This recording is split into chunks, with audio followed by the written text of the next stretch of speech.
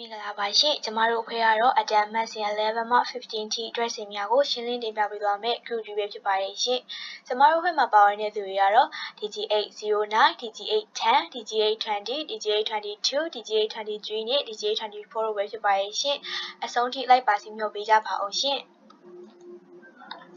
ပထမဆုံးပြောပြပေးမှာတော့အတန်အမှတ်စဉ်ဆက်တွေဖြစ်ပါတယ်။တန်းစင်အမီကတော့ဆိုဒီယမ်ဖြစ်ပြီးတော့တင်ငေတာကတော့အန်ဒီဖြစ်ပါတယ်။ဒီနေရာကတော့အောက်စု1အပိုင်း2မှာတည်ရှိပါတယ်။နောက်တစ်ခုကတော့အတန်အမှတ်စဉ်7ဖြစ်ပါတယ်။တန်းစင်အမီကတော့မက်ဂနီဆီယမ်ဖြစ်ပြီးတင်ငေတာကတော့ Mg ဖြစ်ပါတယ်။ဒီနေရာကတော့အောက်စု2အပိုင်း3မှာတည်ရှိပါတယ်။နောက်တစ်ခုကတော့အတန်အမှတ်စဉ်73ဖြစ်ပါတယ်။တန်းစင်အမီကတော့အလူမီနီယမ်ဖြစ်ပြီးတင်ငေတာကတော့ Am ဖြစ်ပါတယ်။ဒီနေရာကတော့အောက်စု73ပိုင်း3မှာတည်ရှိပါတယ်။နောက်တစ်ခုကတော့အတန်အမှတ်စဉ်14ဖြစ်ပါတယ်။တက်စင်အမီကတော့ဆီလီကွန်ဖြစ်ပြီးတင်ငယ်တာကတော့ Si ဖြစ်ပါတယ်။ဒီနေရာကတော့အောက်စု14အပိုင်း3တွေတည်ရှိပါတယ်။နောက်ဆုံးတစ်ခုကတော့အတန်အမှတ်စဉ်15ဖြစ်ပါတယ်။တက်စင်အမီကတော့ Forfret ဖြစ်ပြီးတင်ငယ်တာကတော့ B ဖြစ်ပါတယ်။ဒီနေရာကတော့အောက်စု15အပိုင်း3မှာတည်ရှိပါတယ်